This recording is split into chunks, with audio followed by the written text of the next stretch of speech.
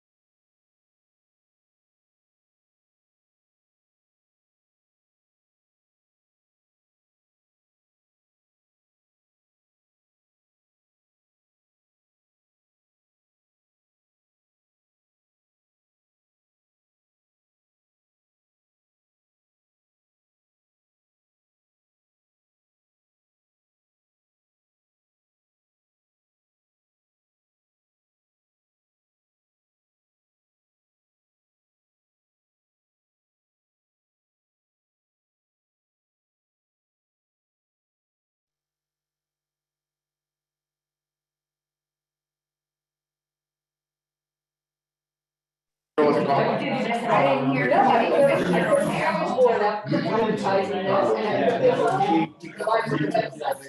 Cameras up, right?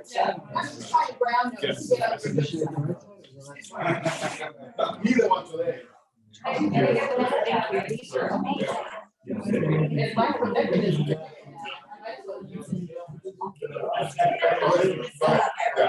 Yeah, you can start it out until you start.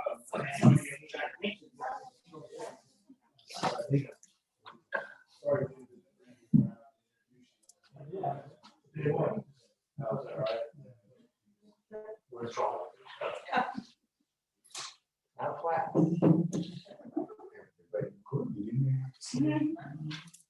We'll go up there and get you the hammer if you want. The gavel, yeah. I hope we don't need that. Are we ready? Okay. Oh, sorry, ready? Yes. Are we ready? Yeah, I'll speak. So look, first, I just want to say good evening and welcome everybody to the District 2 Town Hall meeting. I'm glad you could all come out and make it today, and those who are online, hopefully watching live, welcome to you too. This is the second meeting by district that the city is conducting, going district by district, as part of a, I call it community outreach program and having dialogue between residents and the city. We've got a lot of, and made a lot of progress the last couple of years with communications, social media, interaction.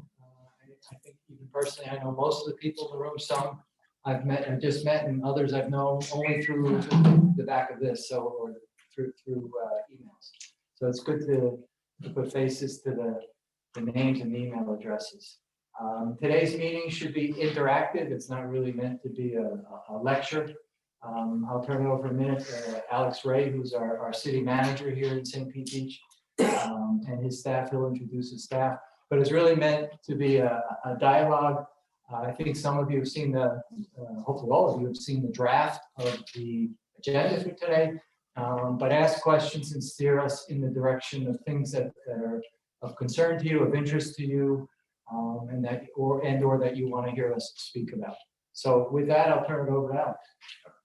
Yeah, thank you, Mark. And like I said, our goal is to have one community meeting by district on each quarter. So, we'll rotate throughout the year and maintain this face-to-face communication, and hopefully by next year, a lot more people will be here. That's mask and everything else. So, but yeah, like Mark was saying also that we have made a lot of progress and we're really pushing a lot of information through our website, social media, but there's really nothing like face-to-face able to, sit in the room and interact and exchange information and ideas. So we're not here just to lecture you, to tell you all the wonderful things that we're doing, and which we're very proud of the things that we're doing, but we also want to hear from you problems that we might not be seeing and get feedback on some of the things. We have put together, like Mark said, an agenda. We'll go fairly quickly through the agenda. Unless you have questions, please feel free to stop us on each topic so we can address it. And even if the topic is not directly on point to what your concern is, but you will address it there. And at the end, we'll have a Q&A option for anything else that we haven't covered. We're going to try to get you out of here in an hour. I'm not a big believer in long procrastinated meetings. I think people will lose attention, especially when it gets to dinner time, right? So just so you know, I have here our Chief Operating Officer, Jennifer McMahon, our Director of Community Services, Michelle Gonzalez. I got Cindy Kells, who does our library, our fire chief over there, and Jim Kilpatrick, our planning manager, Wesley Rice here, Mike Clark, who does our public works, our city clerk is here, making sure that everything is properly recorded. So you've got here the people that hopefully should be able to answer all your questions and concerns. So we take this very seriously, and we try that. So I think the first person that I'm going to get about is Jennifer, talk to you about water conservation and redevelopment issues. So in September, we passed a water conservation ordinance that limits the amount of times. Try to be closer to here, Oh, so I people, forgot about that, right. sorry. To limit the amount of times that you can water your lawns. So it'll show you on here, if you have an odd number address, your Monday, Wednesday, Friday, if you have an even number address, Tuesday, Thursday, Saturday. And this is also part of our resiliency, that as part of our strategic plan, this was one of the things we wanted to address. Here in the city, what we've done since we passed the water conservation ordinance, which is a state statute, you have to have rain sensors on your system. So if it is raining, you're not spraying your lawns. So we've done that in all our parks, as well as added where we can measure how much is actually being put out.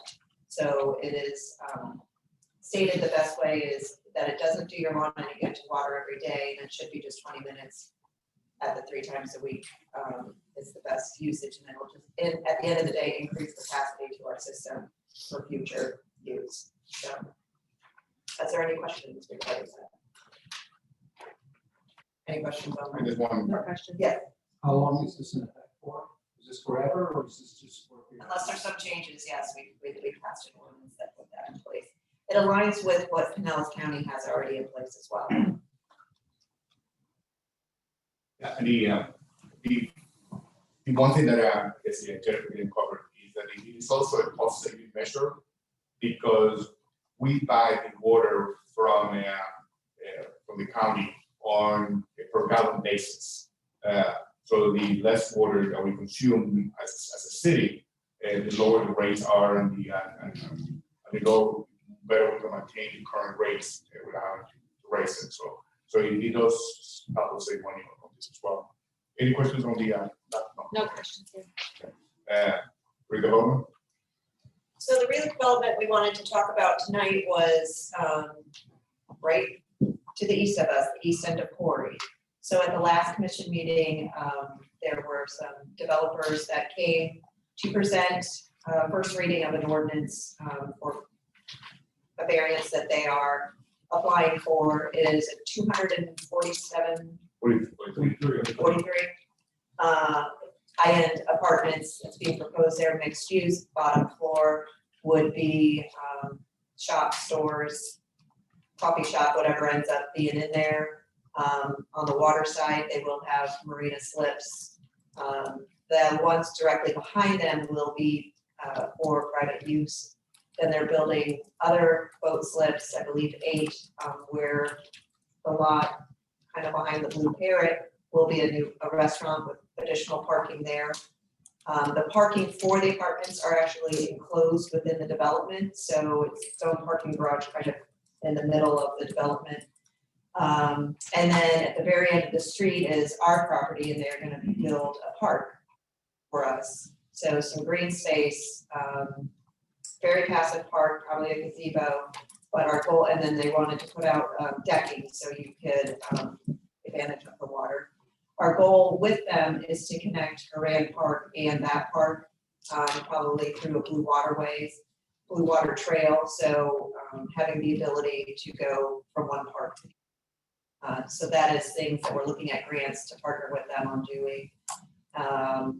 They will be undergrounding the electrical in this area. So they'll be doing some beautification and a lot of landscaping.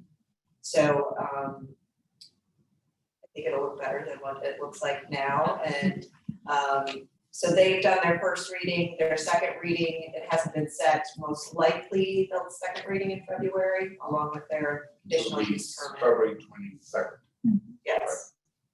So that is in the process right now today. Is there questions regarding that one? Yeah, Paul. Is that rental apartments, or is that gonna be condo, or is that gonna be mixed use? The building itself is mixed use, but the apartments are rented, not owned. Yeah, And what is is that gonna be the same rental as the other people they have around here, so many weeks or so many months that they can rent? no, I think the least amount to lease Wes, correct me if I'm wrong, 7 months? So Yeah. To a year lease. they had committed 7-month minimums, they had stated 7-month minimum rentals, 100% rental units. And they're not vacation rentals. Short-term rental is not allowed for that property. Yes. Hi, my name is Susan Gonzel. I live in Third Long Point, District 2. My question is, what has been the general feedback response from the residents in the community of District 1 and District 2 as the redevelopment of Eastern Corey Avenue will be most impacted or enjoyed by those districts? Do you have any straw polling of what the feedback has been? Not polling, other than Concerns? different remarks. I don't know who's from District 1 and 2 when I get some of the emails. But we had a community meeting in June, where they presented over at the community center their plan. And there was a lot of feedback given that. Since then, they've done the same meeting via Zoom. So people could look at that and ask any questions. I think the number one concern is parking and traffic. But overall, there is people want to see something there other than what is there. But there are concerns, and it goes with parking and traffic. But the general view is favorable for development if we can get this parking. And traffic's always going to be here as long as the beach continues to grow and develop and become a 2021, 22 tourist TripAdvisor high point. We're always going to have traffic, but as long as we can get the parking issues resolved, do you think Well, they have sufficient amount of parking for what they're favorable? building. So as far as the parking goes, what they're building, they have sufficient and even more parking than what we require. And again, like I said, the internal of that building is the parking for that building, as well as 27 spots west on the street. Yes, I believe 19 to 27 on-street parking. And then the restaurant, waterfront restaurant they're putting in has its separate parking. And that would be accessible to all residents of St. Petersburg Beach. Street parking in the parking lot, but not the parking garage. No, the restaurants would Yes, be yeah, they'll be accessible. open to other. Oh, yeah. Yes, yeah, and their goal is to create synergy between their development and Corey Avenue. And economically would be a great infusion for the business from Corey, because they are also creating a pedestrian promenade along the south side of the building to encourage people to come shopping here and that. So if they want to go to have a drink or have dinner or shop, they won't have to pay the cars, nice pedestrian promenade created for that purpose. I mean, I think personally, my husband and I walk a lot, and you're missing a great opportunity between Corey Avenue, this east end, and the west end, where you have buoys and Toasted Monkey, and that area down there, that is extremely popular, Mhm. and a little bit of landscaping and beautification would certainly help to tie both ends together, like Beach Drive has done, and from one end to the other. But that's for the city council down the road, but it's And opportunity your for both ends. yeah, your comments are 100% in line with our vision. There was a Corey Avenue visioning plan done in circa 2015, thereabouts.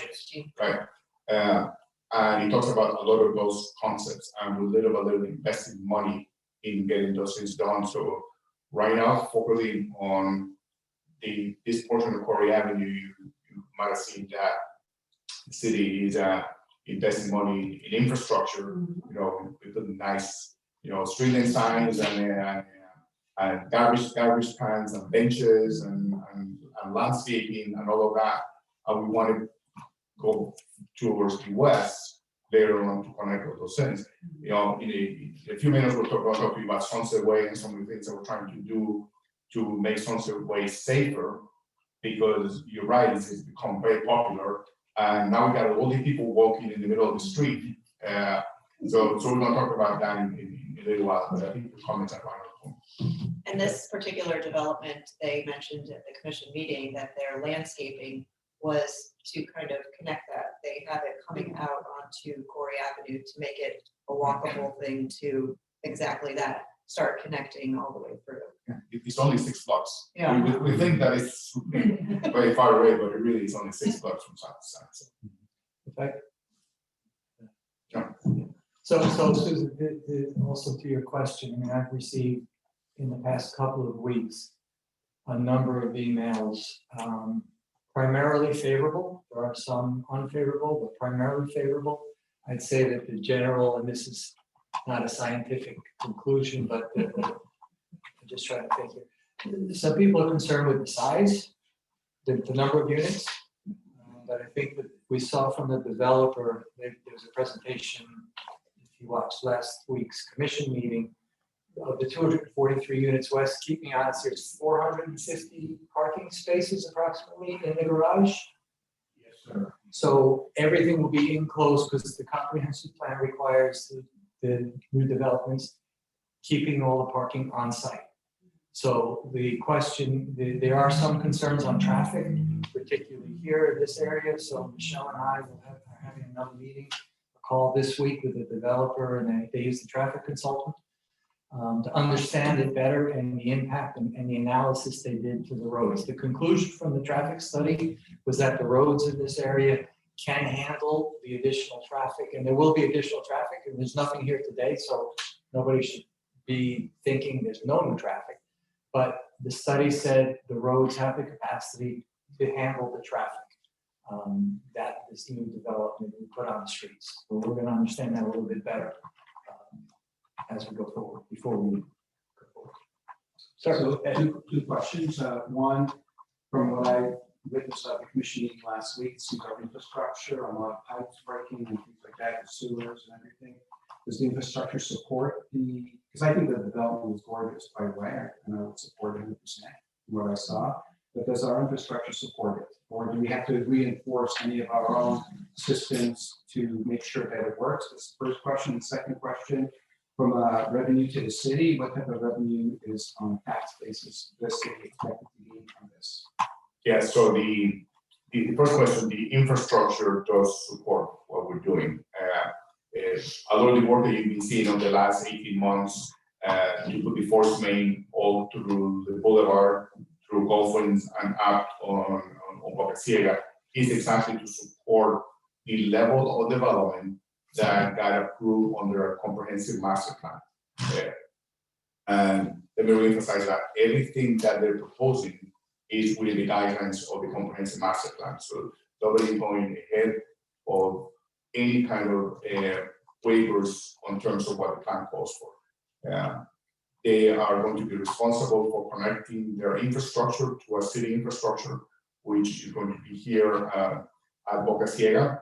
That's where we have our, the next force main. And they're responsible for bringing the development to us, and we handle the rest from there. In terms of revenue to the city, just on the general fund, we estimated bump of about $300,000 a year of additional revenue coming just from the development. And this type of development doesn't really require a lot of expenses on our behalf, because if you think about the public road that we have is between here and their development. So that's the road maintenance that we're doing.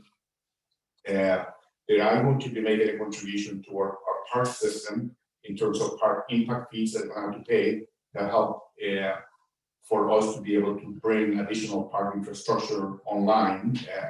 So it's going to be another $300,000 one-time payment approximately that you're going to have to be doing for park impact fees. And all of the other services that the city provides are really having the minimum impact when you have a development like that internally they're going to be having a lot of their own support operations.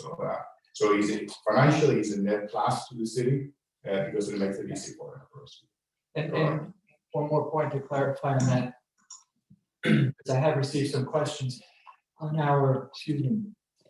infrastructure. We send our waste out to St. Petersburg, and they have the capacity it's already there to absorb anything that this development would bring. Two more questions. Do we have any renderings? I saw a rendering last week, and I think it would be a good idea if we have a rendering to get it out to everybody. I don't know if we have it online, or maybe you could give a copy to Peter. Yes, Peter can put it in the. And I believe it's online, and if you also see their presentation at the commission meeting, you will see the renderings there as well. Another question, is there, when they sign off on this, do we have a start date and an end date? What year, how long it's gonna take? The first day, it's a target date for completion, I think it's 2024. Yeah, that's what they plan to We're offer. starting this summer. Starting so, yeah, The public docs, or public access docs, are they gonna maintain those too? yes, they're not paying those. Yes. And they're gonna maintain the park as well. But most of the park, we'll do the mowing, but they're gonna do the later maintenance on a daily basis and stuff like that. Go ahead. Jeff, for the connection between Florian Park and the park that's been developed at the east end of Florian, is that gonna be a walkway under the bridge, so you don't have to go up and across the road? You're incognito. I can't see your face. I am your Hi, Scott. District 2 delegate to Parks and Recreation. Well, Sorry. what we talked about, because I think the bridge is so low, it would have to go out pretty far to make it walkable. If you've ever tried to walk under that bridge. So my idea would be to have kayak, paddleboard, like water, that you can take from their deck and build like a floating dock over by Haran. So you would be able to access that. We can do a walkway in addition to that. I would love to do that, but we'll have to start looking at the bridge and the height, because if you walk it right now, you're like this. Well, So it had to go the reason out. I bring it up now is because when they did the Bayway and incorporated Yes, waiting and underground, there's a lot of use of that. 100%. Bridge, and you may have to go out a little to do it, but it gets a lot of biking, it gets a lot of walking, it gets a lot of. If we can do both, that's ultimately what we want to do. So we just haven't researched the walkway part of it. We have talked a little bit about doing the blue water trail under there, which if you're not aware, we did add paddleboard stations in both Pass-a-Grille and Upham Beach, that you have an app that you can download and then you can rent. It's $19 an hour. It comes with a life jacket, the paddle, and so it's at both of the concessions. We also have one at McKinney Park, which we added a launch, and over at Egan. So there are 4 board stations. They're looking at building kayak stations as well. And so far, I think we put them in October. The usage from last month to this month has doubled. So we receive 10% of the revenue. So we've been getting checks once a month for the usage. So it's just been an amenity we can offer. And if you have ever paddleboard, you know how heavy they are. You gotta load them on your car. This way you just show up, you unlock it, you go in, lock it back up when you're done, and it charges whatever info that you put on the app to charge. So it could be a system like that we do out here as well. And Sarah? Any questions? No questions. No questions. Oh, hold on. I see something popped up. Okay, well, she figures that out then. One more question. On present, I'm not gonna give identify myself, name, but I am identified as the St. Pete Beach astronomer. Mr. Milton knows exactly where I live. My property in my backyard, my dock faces exactly to this 6th floor, I think, development. Astronomers are extremely sensitive to light pollution. I bet that every unit is going to have some kind of light. In last week's commission meeting, they didn't bring anything up about environmental light pollution. Any development, and we've been fighting this in the astronomy community for decades about this rampant light pollution. And I observed when it's clear from my backyard. And been out here for over 50 years. It's going to be detrimental to my quality of life because I'll be looking at probably 100 or more lights. And anybody who lives underwater knows that it isn't just the source of a light bulb, it's the reflection off of the water, which compounds the brightness by at least 10 times. And that will degrade my observability of the night sky severely. Now, I know that everybody worries about thousands of little baby sea turtles, but they don't give too much credence to astronomers who are human beings.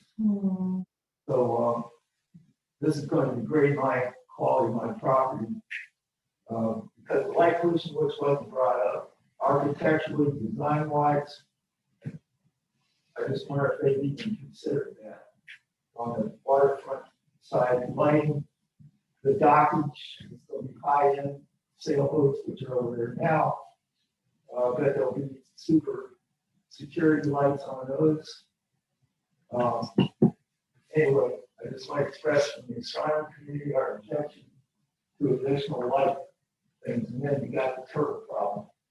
And as you know, in our human environment, any light reflects off of our humidity. If you're out in the Gulf, you can see a light dome over St. Pete Beach and St. Petersburg. It's just going to keep compounding. So environmentally, it's an eyesore. We can relay that information. Yeah. There's a question here from Julie Clark. She's asking, what is the impact on the intersection of Mangrove and 75th? It can be dangerous with the left turning cars from 75th. Yes. Coming in. Coming back into the city, yes. And that is the key intersections is really Mangrove and Quarry and Mangrove and 75th. And their traffic consultant is recommending some solutions to that because we got to figure out how that left turn is going to happen. So she's right. And I have further discussion I put my District 2 hat on for the moment on how the traffic will potentially be affected. And that's some of the discussion I want to have, further discussion I want to have. If I look myopically for us in District 2, that what's going to happen, and I know Jennifer or Alex is going to talk about the Gulf Winds Drive project, and maybe Mike will. Gulf Winds Drive from Boulevard Burger through, now that we have additional traffic, what's the impact of that, as well as Bay Street, so that doesn't become now another shortcut. So more to come. That's a great intro. We want to bring. Let's bring Mike in for Gulf Winds. So you can ask the question. No, my question is to the gentleman, the astronomer. He leveled a concern. What is his recommendation for a solution to allow the development to go through, but to address his concerns of excess lighting? Is there something that they can have, tinted windows or reduced lighting on the exterior docket? What would you like to see proposed? So what is your recommendation for a solution? Any exposed light that's going to shine sideways, God forbid it shines up into the sky. So these units, they're going to have lighting on the water side, the back end, I guess, of these units. Because they're going to spend big bucks to stay in place that doesn't have lights. So for my property, this stuff's going to reflect off the water, very plain in sight. There's almost, it definitely has to be shielded lighting.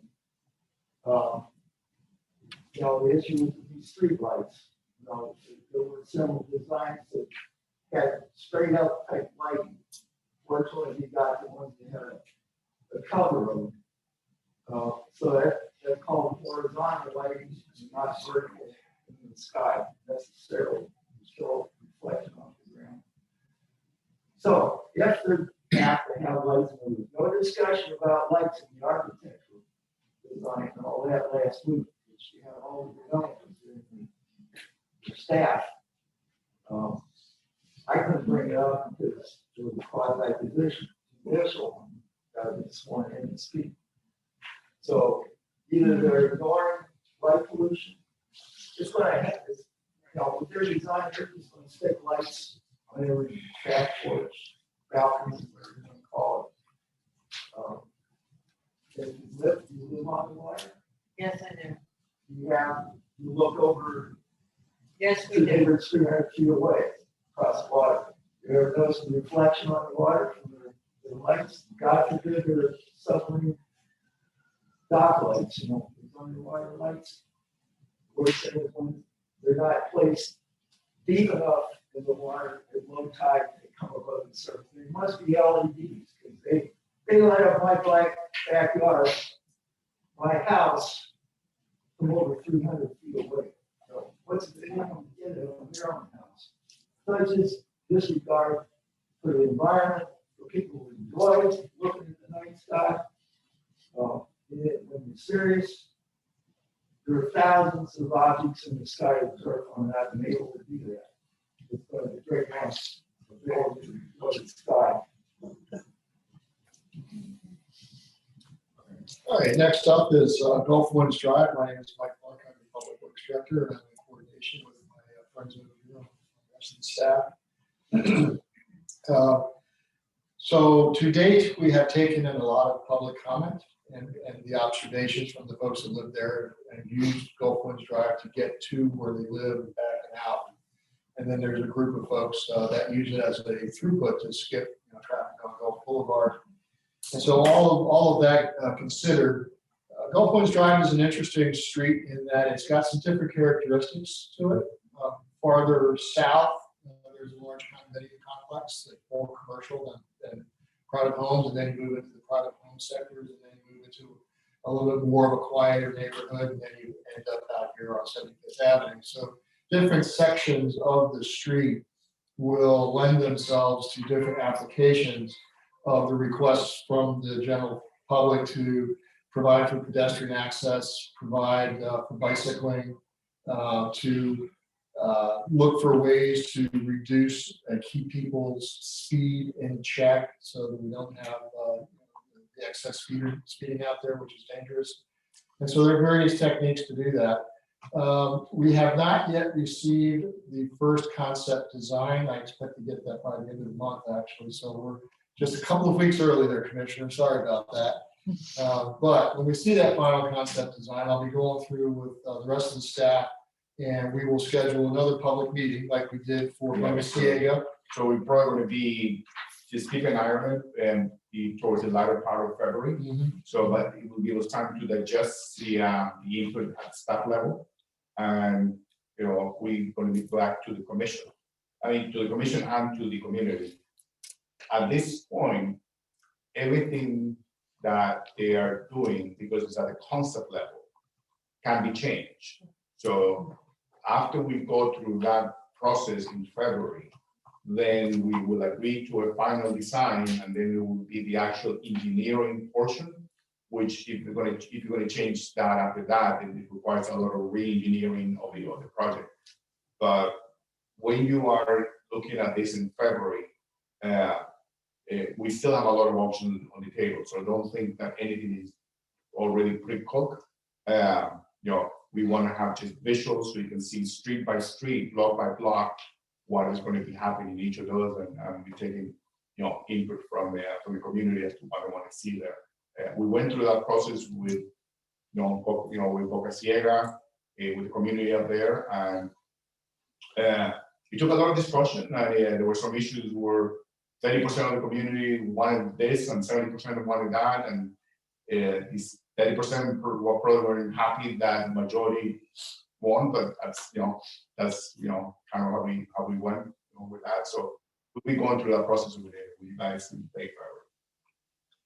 Everybody gets heard, and we strive to hear what you're saying and not interpret for ourselves what we think you're saying. So that's a very important distinction that we on the staff fully understand. And so we're looking forward to continuing this opportunity with everybody. Sir, you have a question? Do you use any criteria or objectives for evaluation when you're asking for comments, so they're more objective versus subjective? I think they're more subjective. These are my views as I live there, as I travel through there. This is what I'm experiencing. This is a negative. How can you make that a positive? Can you influence the behavior of drivers, pedestrians, bicyclists to improve the coexistence of everybody? Keeping in mind that all of the different uses of the street that are competing with each other, sometimes negatively. And so we're striving to find the balance between all of the different uses, and the folks that live there and the folks that travel through there, and keeping it safe and improving its the travel experience. And so I think I'm looking forward to this engineering challenge, and I'm looking forward to the public meeting as we did with OpenCA. Assuming making a couple of assumptions about the timeline, we'll get this thing back out to y'all to take a look at like February or so. Once that happens, on the engineering side, we're going to pull the trigger fairly quickly, and we're going to zoom straight on into the engineering and take care of all the details behind that, and try to get to final design as quickly as possible. So to that end, be thinking about the journey towards construction beginning very late fall. Right. Now, in the area around Golf Winds, there are a lot of other side streets and connecting streets that are not going to be part of this project, but they are part of the goals to have them redone this year. Okay, so when you talk about Beach Plaza, when you talk about all of the cross avenues that we're going to be redoing, so everything that wasn't done when we did line paths is going to get resurfaced. So when you talk about the schedule for that, Mike, and the process of cleaning up all the reclaimed water lines and changing the reclaimed water lines in those neighborhoods as well. Absolutely. How many of you have watched engineers pave a street and then somebody comes in a week later and digs it up again to fix the pipe? Yeah, we look pretty stupid, don't we? So taking that as a lesson learned, St. Pete Beach's policy is that for every street that we program to pave, we program to replace the reclaimed water line underneath it first. Yay. I can't speak for the potable water lines, the drinking water lines, but we do coordinate with the county, and we do coordinate with the other utility providers and tell them, hey, this street's going to get paved. You want to replace your pipes, because it's a lot cheaper for you to tear up the street and not have to worry about repaving it. So you might as well do it now. Sometimes they take advantage of it, and sometimes they say we don't need to. So but we do coordinate that. We're going to begin this year's paving program, as Alex mentioned, in the February-March timeframe. So we're going to be getting together all of our contractors in the next couple of weeks to start figuring out what the schedule looks like. The reclaimed water pipe replacements will happen first, and they will happen late February, March, perhaps into April. There's a lot of them, almost not quite 100. And we are not going to spend the money it takes to repave that excavation. Otherwise, we would pave that road, $10 a square yard, and then we would dig it right back up again later on. So there's a cost associated with that. We would rather pave more streets in the end than do that. So there will be a lot of crushed gravel that will be washed and cleaned, so we'll keep the dust down. And that will last for 4 to 6 weeks, depending on where it is. And then the paver will come in, we'll rip the surface off and put the new asphalt down. So I ask you to spread the word and hold patience for a fiscally responsible process that we're trying to put together. And it might hold the speeds down too. So we'll bring in the asphalt pavers. March, April timeframe. I'm thinking by the end of April, first 2 weeks of May, we'll have all of these streets paved up. keep an eye out for Sarah posting the street list here coming up, and maybe a little bit of a schedule as we begin to dial in which locations our contractors want to go after first. We do allow the contractors a heavy vote in how they wish to pursue the work, because they're the best source of information for how to keep the costs down. And so we do negotiate a little bit. Yeah, but in the back end, puts you in a much better place, because I would say that 80% of the potholes that you have out there today is because of repair lines that have failed. You have to go on, excavate, redo them again, and not, and it was playing catch up. This is going to put us ahead of that game, ahead of that process. And I know we have a question in the back. So on the paving, the question is, on Gulf Boulevard, earlier this year, and with all the sewers, and I think on Gulf Winds, even all the sewers that there's done. The paving, maybe it's me, but I don't find it to be a very good quality. No, it's just all temporary. Oh, that's all temporary, yes. Oh, okay. The actual real paving will start in about a month, maybe? A month to 6 weeks, probably more than 6 weeks. Yes, so yes. thank you for that. Yes. Yes, I was that's- gonna say, a different definition of good paving. No, that is not a definition of that. That's a definition of horrible paving. Yeah, Gulf Winds and Bogus Ciega was patch it as least cost possible until I can get back and redo it later on. Gulf Boulevard has different requirements because it's a Department of Transportation highway. And so when we come back in on the paving on that one, it will be back to the DOT standards that you state. So there will be very, very smooth transitions to what we tore up versus what we see right now. So, you got a question, sir? Yes, where in the design / engineering is this projected speed humps, intersection platforms? Where's that going? Yeah, we're including some options for that. Right now, we're around 15% design. So when we come to the community in a month, we'll give you an idea as to what options we can do.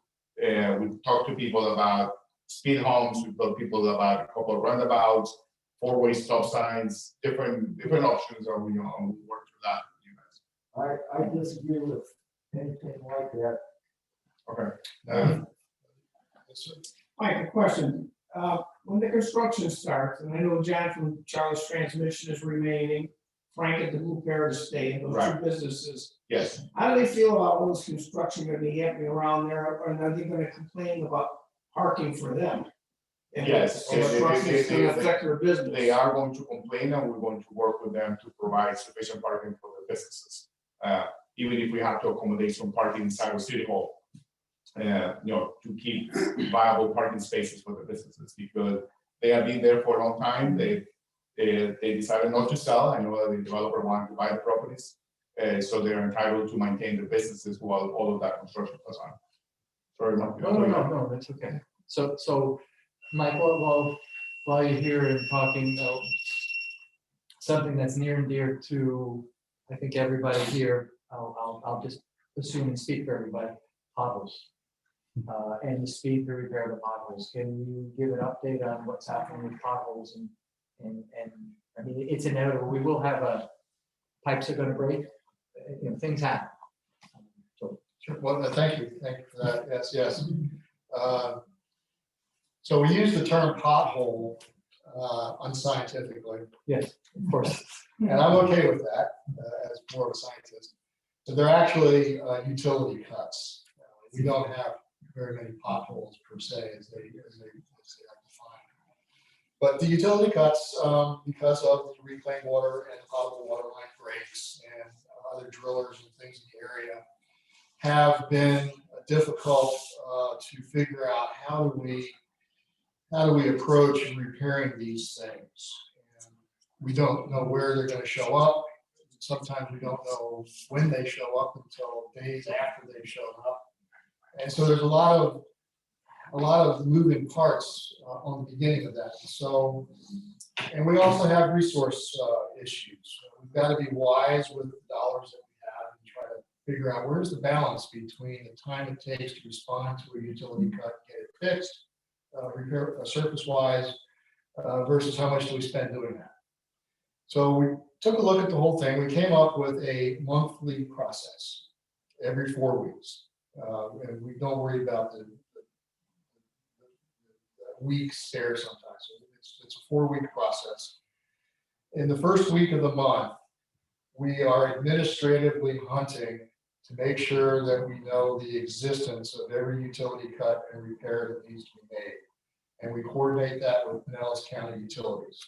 And we actually put my team on the road and we go hunting. That's not something that most cities will tell you that they do, but we do. And we compile as good and as accurate a list of what we have open, and we give that to the contractor in the middle of the first week of the month. And the contractor is aware that he's going to get that list in the first week of every month. And so he's already thinking in his mind about scheduling. And so following the receipt of the locations, the contractor is calling in their locates with all the other utilities and doing the scheduling work for his crews to bring on and mobilize into the city to go ahead and perform the work required to replace the pipe that broke. That's the first step. The pipe breaks, it's a point in a line that goes from the water box on your property out to the main pipe in the street. That water lateral is what gets replaced first. Because what we have discovered is we'll have one break and then we'll patch that. And then 6 feet later, we get another one, we patch that one. And then 6 feet later, we get another one, and then we patch that one. And then it's like, that's an insane process. So it's one strike, you're out. Once the pipe breaks, we replace the entire lateral all the way from the meter box on the property all the way to the main in the street. So that's the first contractor. And then once that is done, it'll be a crushed gravel left over with a cone. And then the asphalt contractor mobilizes in the 4th week of the month and comes in and goes ahead and patches over everything that has been repaired to that date. In the meantime, during those 4 weeks, more locations break. And we're administratively compiling the list for the next first week of the next month. And then the contractor gets the list in the next week, the first week of the next month, and the process cycles itself through. So we will be mobilizing both contractors 12 times a year to repair the pipes and to repair the asphalt. And so that's we're kind of in the groove on that one now. And we have set up a performance tracking system to make sure that all this happens exactly as it's telling you it's going to happen. Okay, so far so good. But I will say the first month that we set the process up, of course, had to have been December. Everybody knows how that goes. But we're smoothing things out here in January. And by February, March, I should have some metrics for Commissioner Grill to take a look at and for Alex to take a look at. And I think we'll see things smooth out. And we'll take it as it comes. You know, we're a learning organization. So as we move through this and we can tweak and make some changes, we get some input, we get some advice. Of course, we'll modify it and try to find out just exactly where the best process that we can provide with our resources can be. So that's kind of where we're at. you got a question? So basically, we're supposed to call, you could use the click Secret, or, and then it goes, you guys, you get it, check it out, and then you go and you report it to the county, and utilities comes out and does that. We wait for them to get back to you guys. I mean, before, I used to just call the county. Of course, I had connections there, you know, and if it was longer than 3 months, when there's a hole, like there is one on 80th, they redid it. And it's been, and it just got grambled there, and I don't know how long that's gonna be there.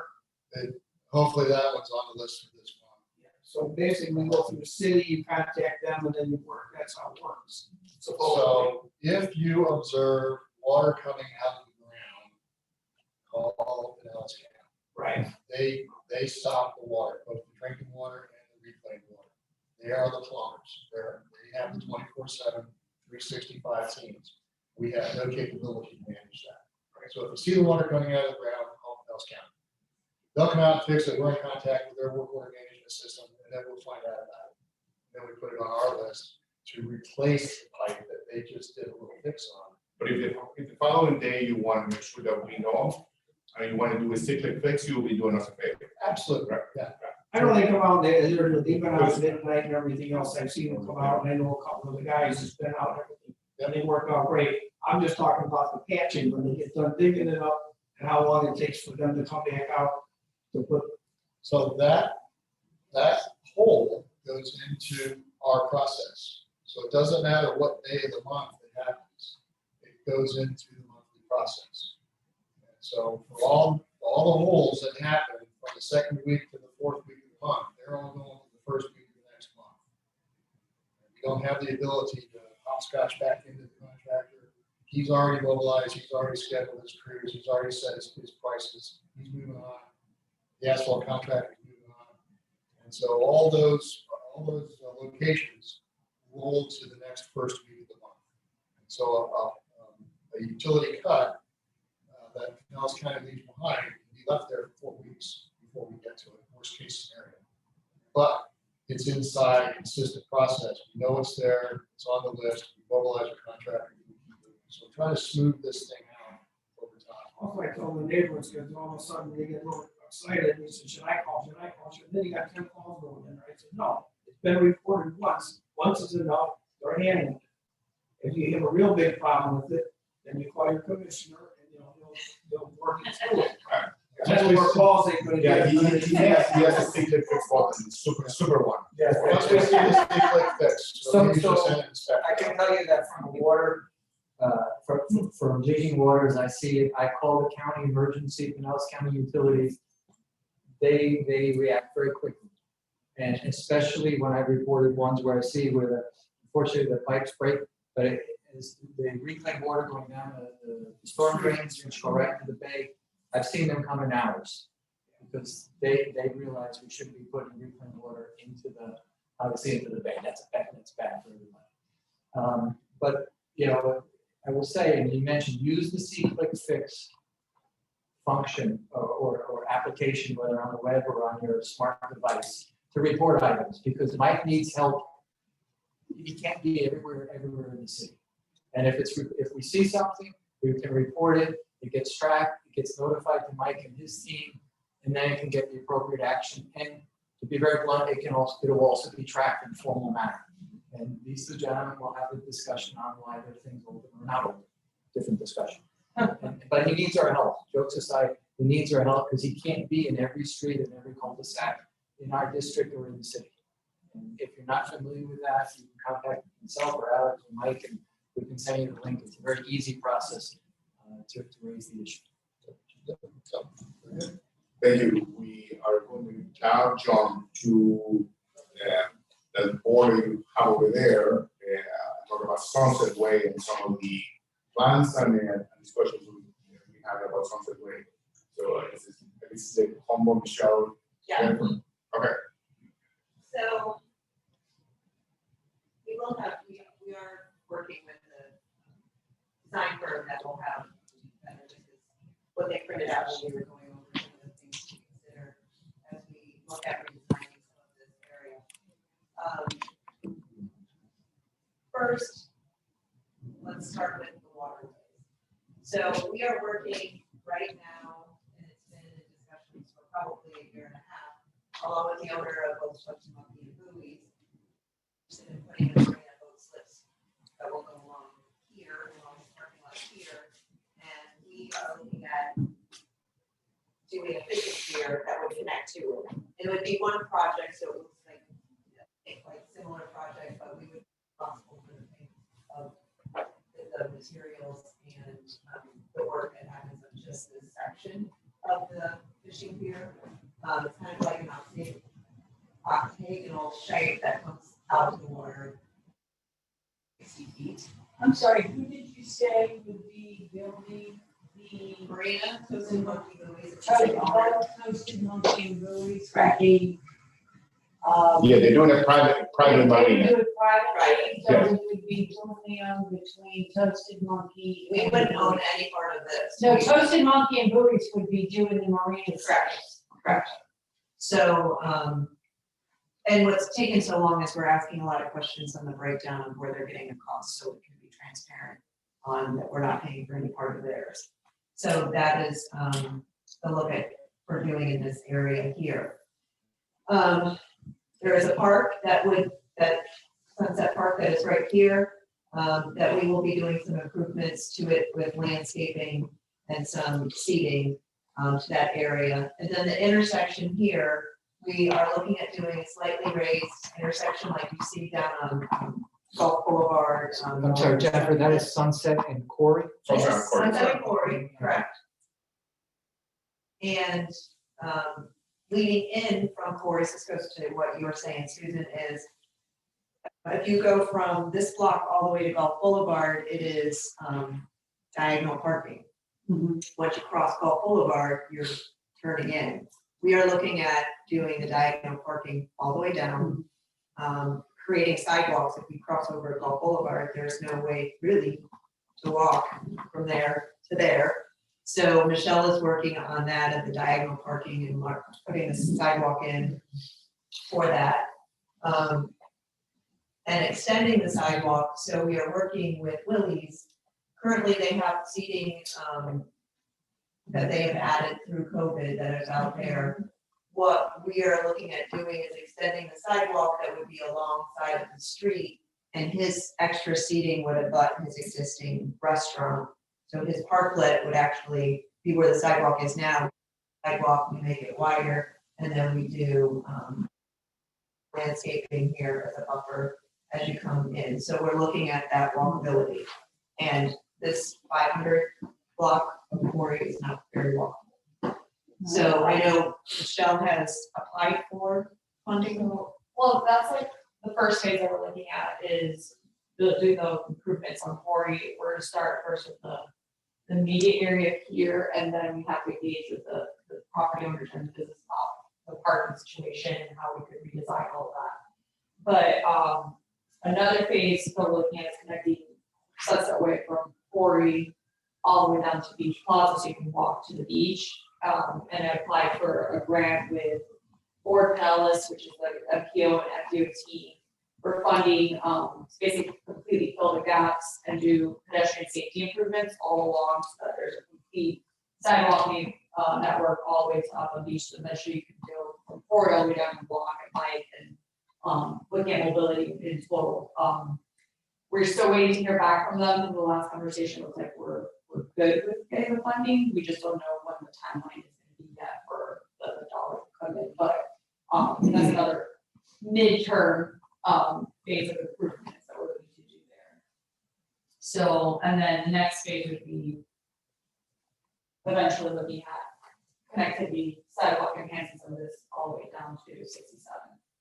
Yeah, the long-term aspirational vision is connecting that to a beach walk and doing a beach walk on the backside of the hotels. And we've been in conversation with some of the hoteliers in that area to do that. And I think we all agree that will be a great amenity to have. Just better how much does it cost? Exactly what we do? Who pays for what? You know, but aspirational, I think we're all on the same page. I think you guys see what we see. Whenever I go down to that area, there's people walking in the middle of the street with their beach wagon and kids in tow, and then you got cars that are driving down that aren't paying attention and going too fast, and it's every time that you're on there. So where you see this red line is the sidewalk, and then we would create the sidewalk continuing through, and then a little bit redesigning. I don't know, also it's parking here, you kind of drive into it, you're like, where am I? This would be more defined into parking spaces right here. So that's all part of that project, and I think where you see some of these squares is where we have crossing the street in those areas are, With the raised intersections like here in Quarry, you could bring it up so that's basically parallel to the sidewalk, so as a pedestrian, you don't have to go down into the street, and it makes more sense for cars if this is more of a pedestrian crossing to slow down. And then we want to add some textured paver patterns, so that not only that's like this nice traffic calming, but it also looks artistic and pretty, to bring some more vitality to the area, and then of course landscaping too, where we can fit it. Maybe this question. How wide do you think that sidewalk's gonna be rather than Envoy Point? So it'll wrap right around. So I believe the consultant was looking around 6 to 8 feet. We don't, definitely, depends on certain areas, there's gonna be some pinch points. So we're trying to make it where we can as wide as possible, but obviously finding utilities and certain existing features at some point we have to We do. just redid our whole gate area and landscaped it and paved it, and that's- Pete Mui states, please contact the VOD of Friendly Native for repair of sidewalks on Beach Plaza in the 6800 Avenue. Yeah. He's contacted. So along in front of Woody's, which they just got all that gravel and sand and there is no sidewalk or nothing. And because my husband and I we walk along on the point where the sidewalk, where he is really pretty, then you have to cross over on the other side of the street. So are you planning to put pedestrian sidewalk all along Woody's and that front area there? Yeah, So but you we would want to have- use the west side of the road. You with use the sidewalk. west side, so you'd have 6 to 8 foot Yeah. wide, pedestrian Pedestrian. bike lane. Yeah. Walkway all along there, so Woody's in that area. Woody's Yeah, this was good. sidewalk is- This here would definitely be improved upon. The goal is to try to get a contiguous sidewalk so that people don't have to be walking on the street. Yeah, because you cross back and forth when you're walking along Yeah. Center Way. So And you should try to there's- stay on sidewalk. Almost like a larger, like, gap filled area on the west side, so that's why that was considered. Any other questions on Council White? It's out of curiosity, and I haven't been over there in quite a while, but, I guess what it wants to get, so. An inebriated driver about 3, 4, 5 years ago drove Into the water. Hidden blind pass, there's nothing blocked off, or how the heck did they get into the water? Somebody drowned from. The one that dropped off the pocket park at 72. Right here. Stars. The saw stars. Excuse me. Yeah. Okay, so, yeah, we're right about the hour, so let me keep moving. In terms of the other big project, I want to just give you an update. We have had in our plans for many years to do the electrical underground on Gulf Boulevard.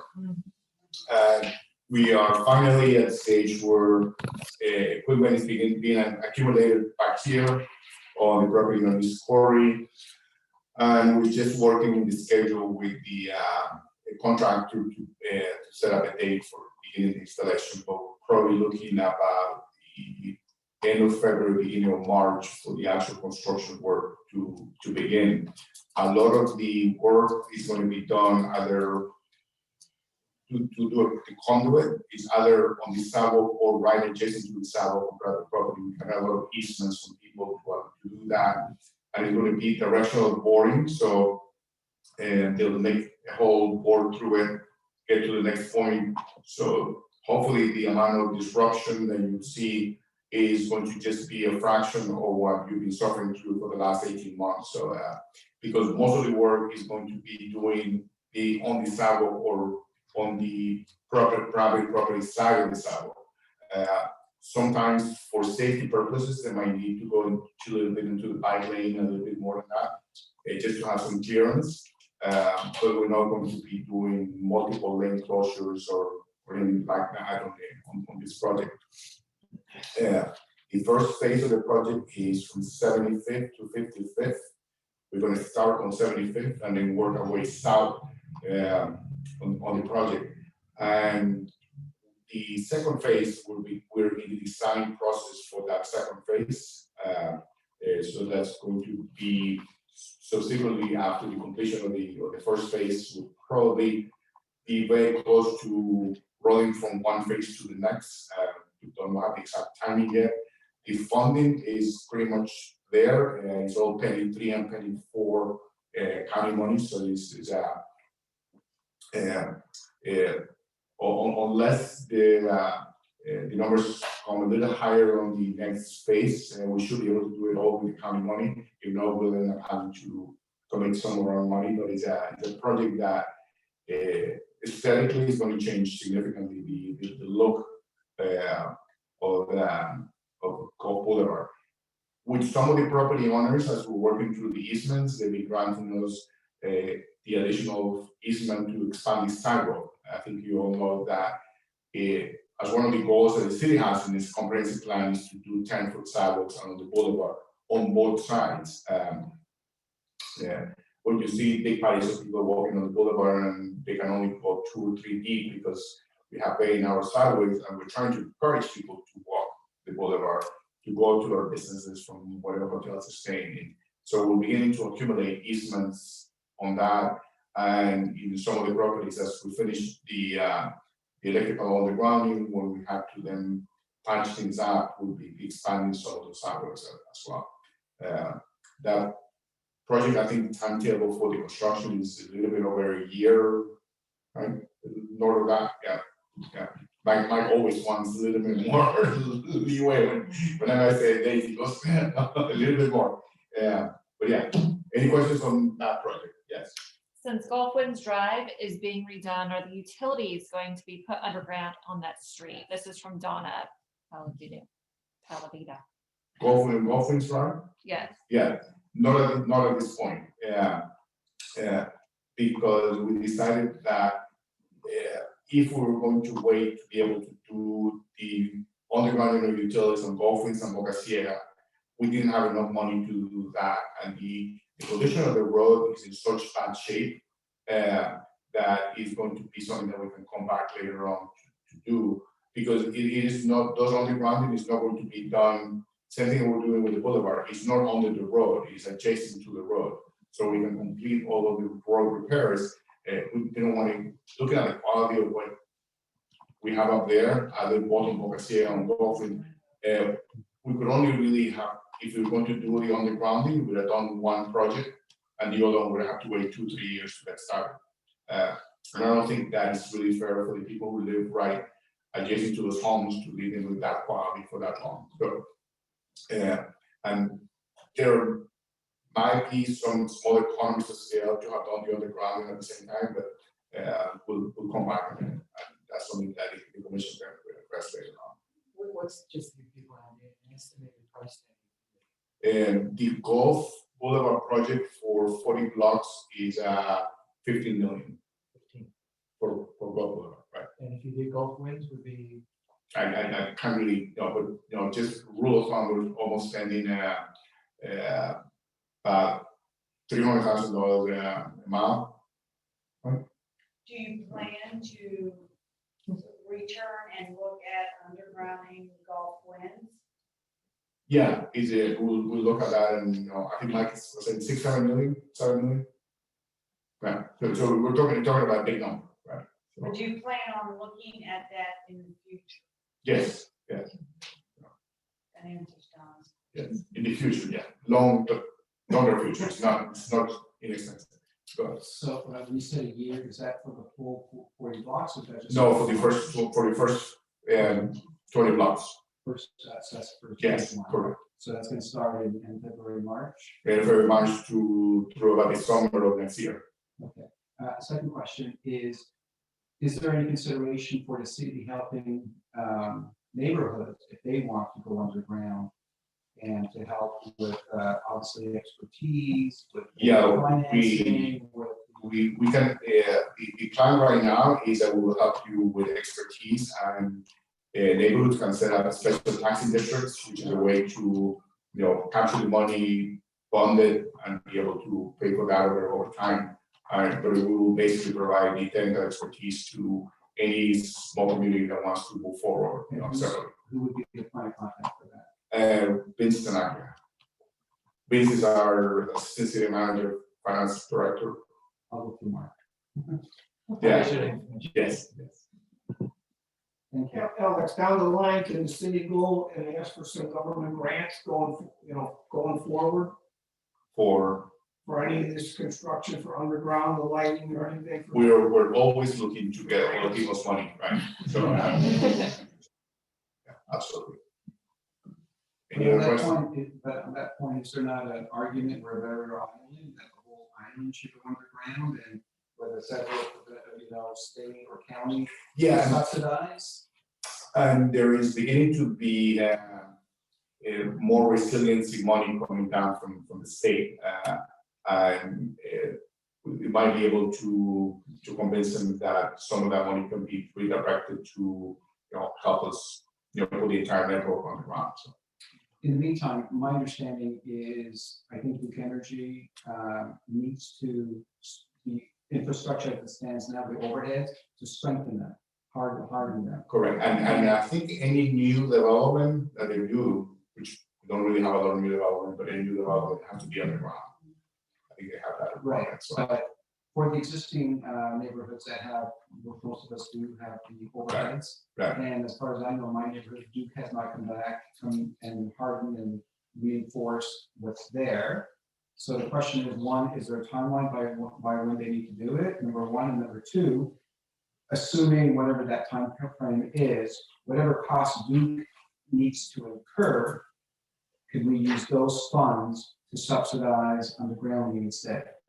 So I don't know the date, we'll get the date, and we'll provide it to Mark, back to you as to when they have to do it by.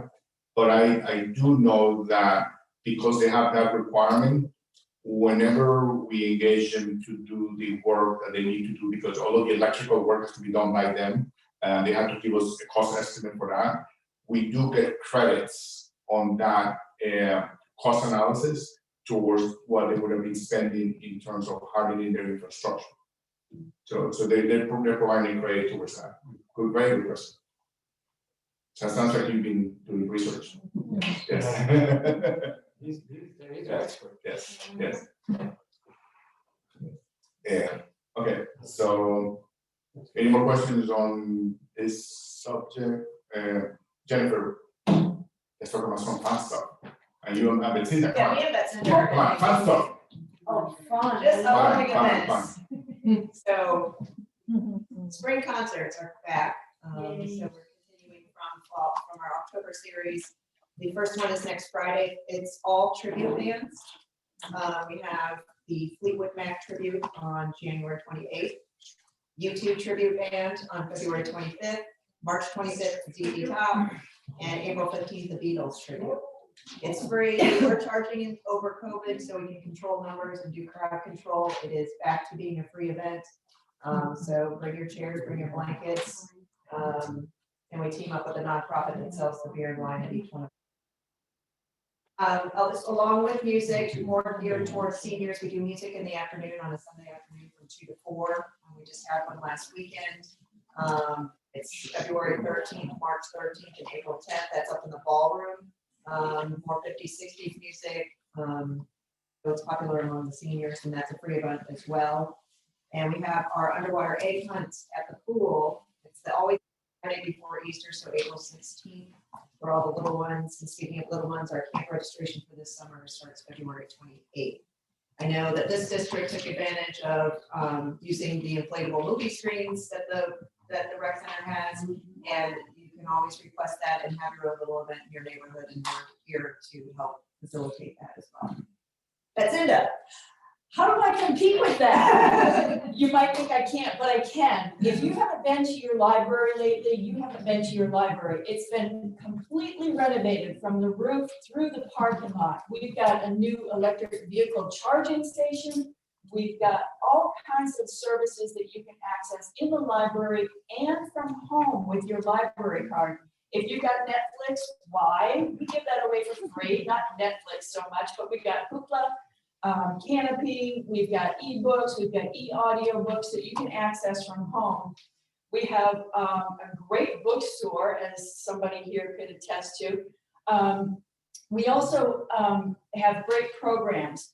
Craig Pittman, Florida's author, is coming in to talk to us next week. We've got kids programs going on. We have new memory kits. If you or your loved one or anybody is suffering from Alzheimer's or dementia, we have some kits that help with reminiscence therapy. So come on in and check those out. I've given you a whole list of reasons to come in and a whole list of reasons to get a card so that you can access services from home. And I've given you a program guide for the next 3 months. We're ramping up programming. Some of our our presenters are sort of getting a little nervous right now with COVID, but we keep offering them, and we've got a great new book club in the library, so you need to come and see that too. Museum passes. Did you know you can check out free museum passes at the library? If you haven't been there lately, I'm telling you, it's beautiful, it's attractive, it's warm, it's friendly, and the staff is there to help you with all of your needs. We've got lots of books, we've got thousands and thousands of DVDs. Please come in and see your library. They've done a great job at renovating, and you're just gonna love it.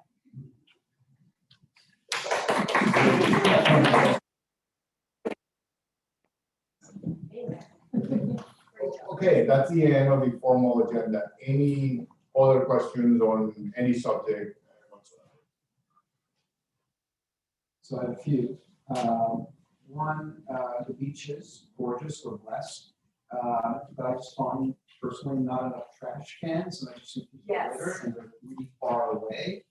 To me, it seems to be very inexpensive to add more trash or stuff and maybe put them in different locations that people are lazy in some respects. If they don't walk to where the trash cans are. So to me, just a suggestion, something simple to do. Okay, got it. Good idea. Second, Yes, go ahead. second is, again, a lot of folks still feed the birds. And one of the things, again, a suggestion is maybe we have the hotels and the vacation rentals, give out to guests, don't feed the birds some education on, or something, just a little fly or whatever in the rooms. But, we see a lot of folks still feeding birds, and I think there's just ways to get the community involved to remind people not to do that. Sarah, you got that? Yes, I'm actually working with Audubon Society right now, getting ready for season. So yes, work in progress. And third, back to beautification. In our neighborhood anyways, the street curbs are all cracked, crushed, just awful. We have part of the street, it's not that part of the city to come by and redo the curbs. What do we have to do? Do I do a specific? Secrets. Really, for the whole neighborhood? Yeah, no, I mean, in our priority ranking, we are committed that our priority funding is going to be to resurface all of the streets in the city that have a ranking of less than 75. So I will tell you that over the next 2.5 years, we are going to be putting a lot of money into completing every single street in the city and bringing over the ranking of 75. The curves, while they might have cracks, they're still performing their function of allowing the water to flow, and they haven't completely cracked. They might look ugly, but it doesn't affect your rideability of the vehicle, and it's a secondary issue in terms of priority. So until we finish getting all of the streets to the right level, that will, in my mind, it becomes a secondary priority. Of course, that's my perspective. Commission can always tell me, no, go and do all the curves, and then we do all the curves. So in the rating, referring to what is that? We have it's called a road index rating system, where we rate the roads from 1 to 100 in terms of rideability. And we use some national standards to do this. And a road that's 75 or above is a road that you feel a very comfortable, smooth ride, no bumpings, no cracks on the road. That's our goal, to be 75 above that. I think the worst roads in the street are in the 55 range, last one, right? And some of the ones that you have up here by Beach, Beach Plaza, Beach, it's Plaza, right? Yeah. Those are in the 50s and 60s, so those are really bad. And I think the curbing, certain neighborhoods are worse than others. It's from Brightwater, and had a lot of construction, a lot of redevelopment. So big heavy machinery going over the curbs, compared to others, maybe that are not as bad, or haven't had those big machinery.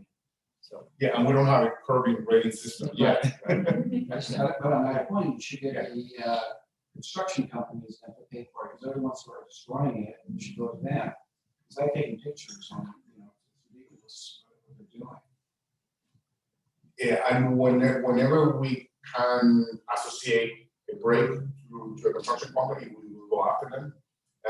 But in a lot of cases, they are your neighbors, contractors that are doing this, and if we don't see them, we can go back and say, yeah, you broke this. Thank you. Thank you. Last comment, I promise. Gulf Boulevard, Uh-huh. as you do the undergrounding and as far as beautification, it is also, it's many of the areas along, perhaps you can encourage the commercial establishments to put trash cans, or because you don't have sufficient trash cans along Gulf Boulevard. There's many areas going towards Dolphin Village where you see masks, you see plastic water bottles. My husband and I will walk them. I stop and pick stuff up and throw it in the garbage can when I can find one. But there isn't a sufficient number of trash cans Around the building? from 75th to Dolphin Village up to like the CVS and up, I think that's up that way. Right. You don't have sufficient garbage cans and unfortunately, a lot of trash is just strewn along the commercial complexes. And I know a lot of like Dolphin Village, they should be responsible for cleaning that up. 7-Eleven and those areas, they should be responsible, and out by the Zamora. Yeah, so it's a combination of code enforcement, Michelle, and other additional cuts that we will put it all together in the public record. It's a little. Yeah.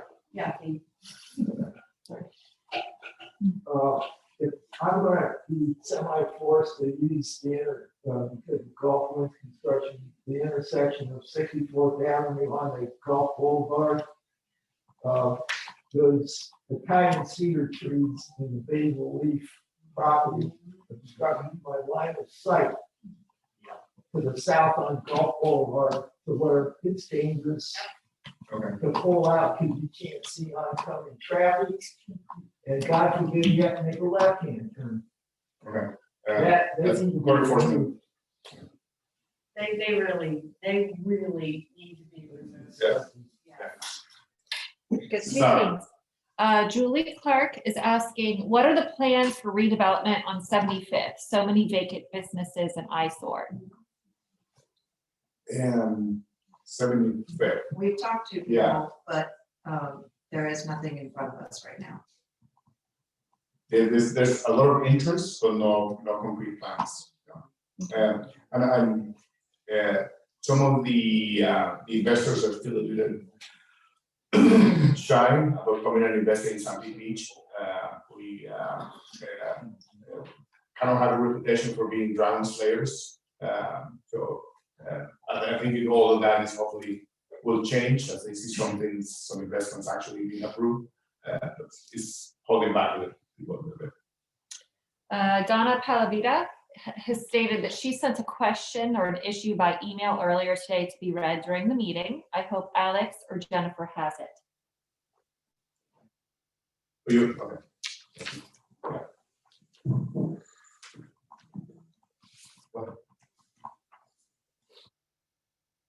Several of us residents that live on Bay Street are extremely concerned with the increased volume of through traffic on Bay Street between 64th Avenue and Gulf Winds Drive. Bay Street is not supposed to be a through street, but it is being treated as such by persons disregarding the signage at Bay Street and 64th. Many of these vehicles also disregard the stop signs. Street and 67. Can the city review this issue and perhaps rework the curbs at Bay Street 64 so that the vehicles cannot make turns they are not supposed to be making?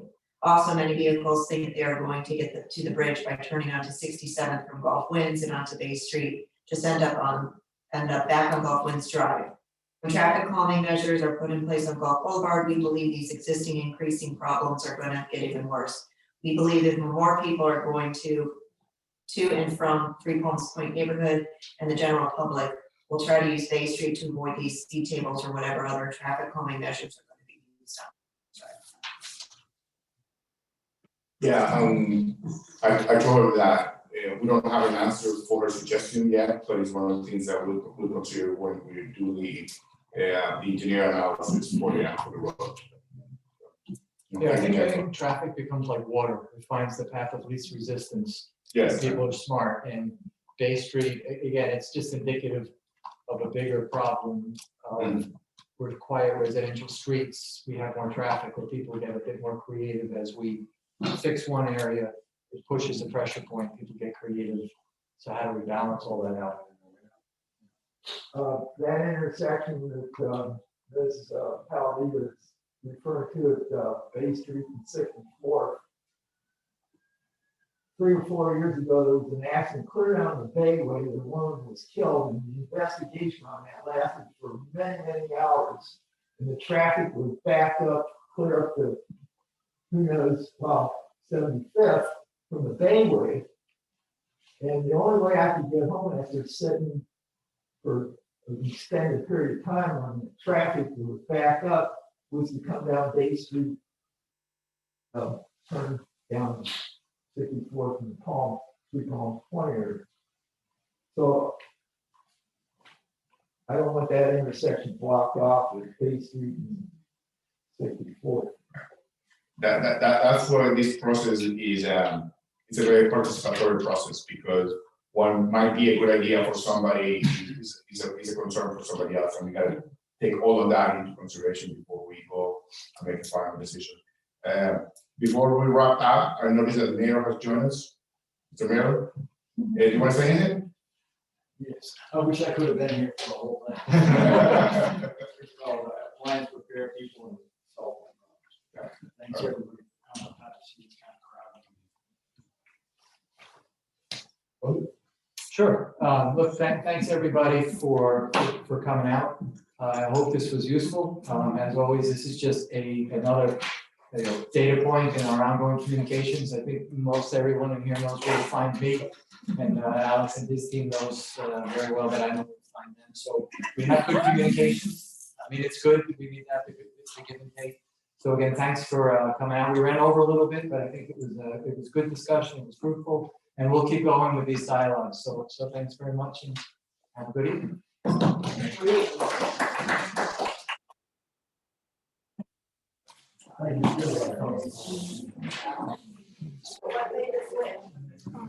Are we off?